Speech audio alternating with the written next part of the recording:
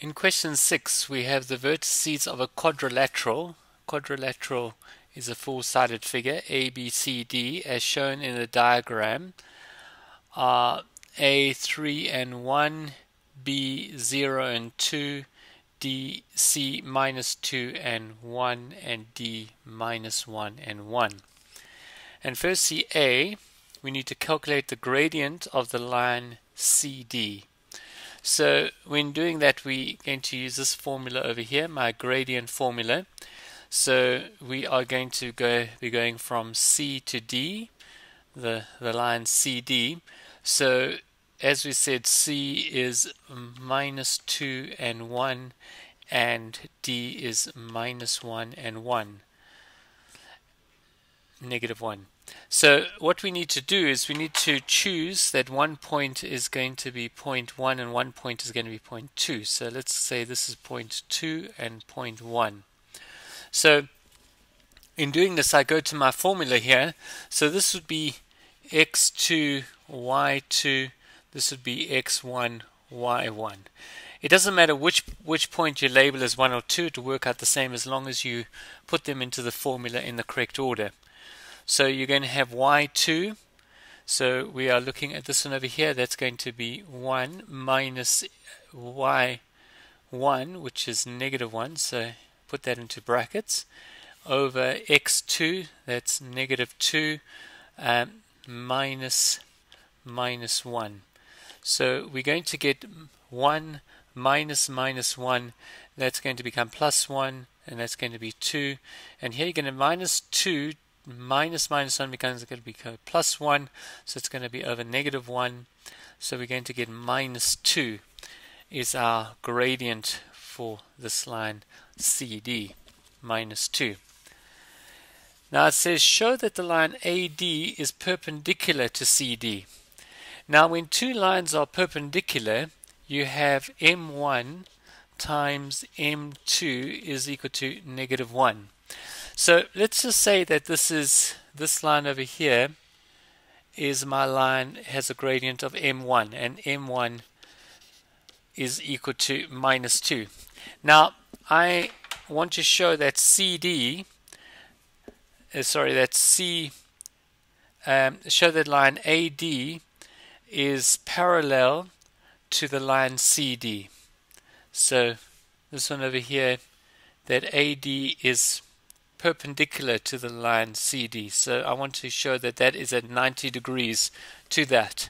So I've got to basically work out what is this gradient. So I'm going to work out that gradient over there, and once I've got that, I'll multiply the two and see if it equals to negative 1. So I've got my 1 point D. Now I'm going to, this is my A, and A is the point 3 and 1. And since I've called this point 1, I'll call this point 2, and I'll substitute it into my formula again. So let's just put it into that formula. So we're going to get y2, which is 1, this one over here, minus y1, which is that one over there, minus 1, divided by x2, which is 3, minus 1, like that. So here I'm going to get 1 minus 1 is going to be 2, because that becomes positive, and 3 minus 1 becomes plus 1, so that's 4, so it's equal to 1/2. So the slope of this is equal to 1/2. So when I take this formula, M1 times M2, I'm going to get minus 2 times 1/2, and that does cancel, and that does equal to minus 1. Therefore, it's proved. I've proved that the two are perpendicular, because whenever you get the slope or the gradient of two lines multiplying together to equal negative 1, then they are perpendicular to each other. Now finally for C here, I want to find the equation of the line of CD and give you answer in the form of AX plus BY is equal to C, where A, B, and C are integers. That Z symbol there is an integer. It means that it's a positive or negative whole number. So I'm looking at my line CD, this line. So let me just let's just clear this diagram a bit. So I'm looking at CD. Now I know that D, that CD goes through that point over there. That would be my y-intercept, and I also know that the slope of it, m, is equal to -2. So I've got my formula for a straight line. Y is equal to mx plus c. Now the slope is equal to -2, so it's -2x. And from looking there, I can, if I extended that down, I probably can see that it's going to go through -3, and that would be my y-intercept.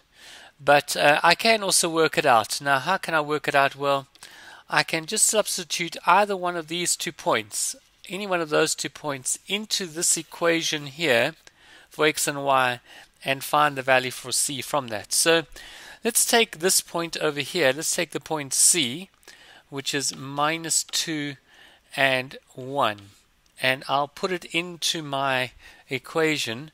So it's 1 is equal to -2 times -2, that's your x value, this is your x and your y, plus c, that becomes -4 is equal to 1. Actually, that becomes +4 because you got a minus times a minus. I take it over to the side, it becomes -4, and then I add it to 1, I get -3. So I get my c is equal to -3. So I'm running out of space here, so let me just go over to here, and then I'll clear the board. We got y is equal to -2x plus c, and I see that my c is -3. So I've got that form over there. Now, we can put that in the form ax plus by. So I take it over and it becomes 2x plus y is equal to -3. And those are all integers. I have my 2 here. This would actually be 1 in front because there's nothing there, and -3. So that would be my form of my equation for that.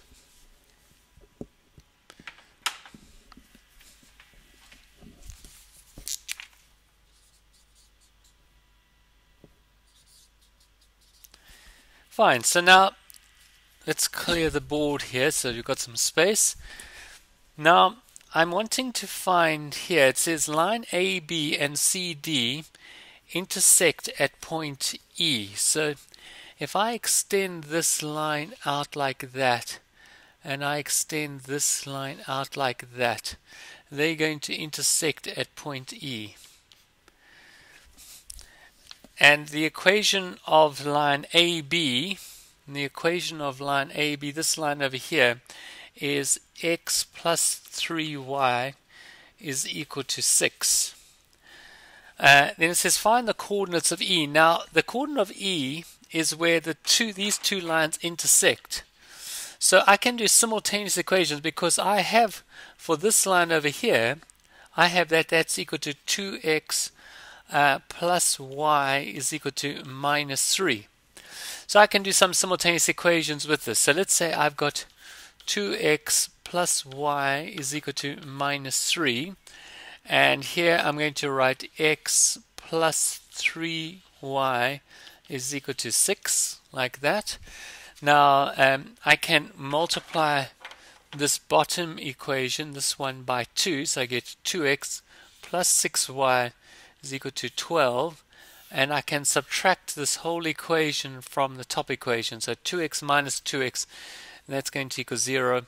Y minus 6y is equal to minus 5y, and I get minus 3 minus 12, so it's minus 15. So I get y is equal to minus 15 divided by minus 5, and y is equal to 3. So I have y is equal to here is equal to 3.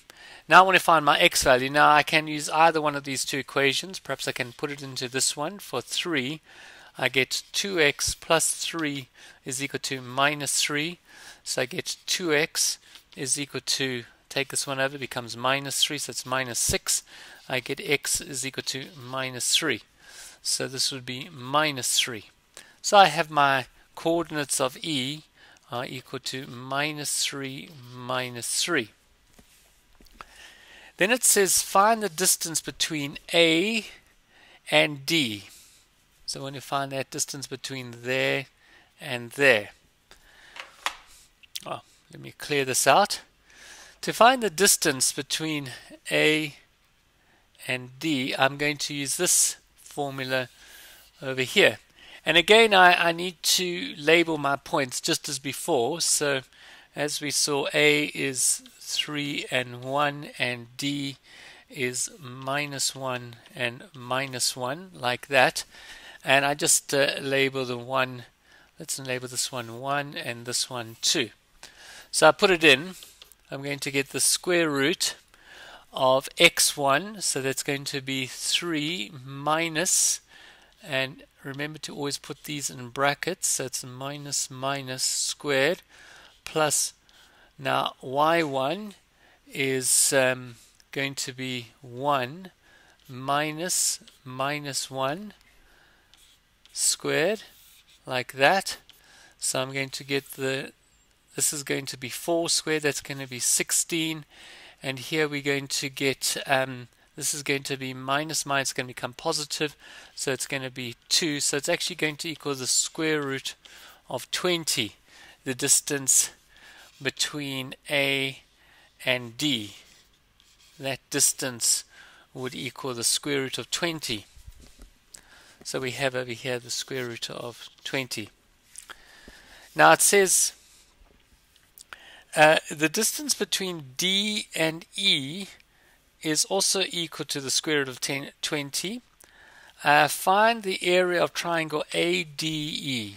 So we have, remember, we had this was up like that, that was like that, that was E, like that. Now we're told that this height, now remember we've also shown that this is a right angle, so we've got a right angle there, so this is the square root of 20, that's the square root of 20, we've just worked that out.